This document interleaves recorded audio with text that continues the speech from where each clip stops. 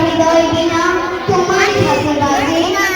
হে জননী, আমরা ভয় পাইনি। যারা তোমার মাটিতে নিষ্ঠুর থাবা বাড়িয়েছে, আমরা তাদের ঘাড় ধরে সীমান্ত পার করে নেব।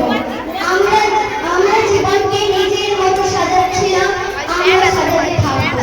হে জননী, আমরা ভয় পাইনি। চোখকে তীক্ষ্ণ করেছে বলে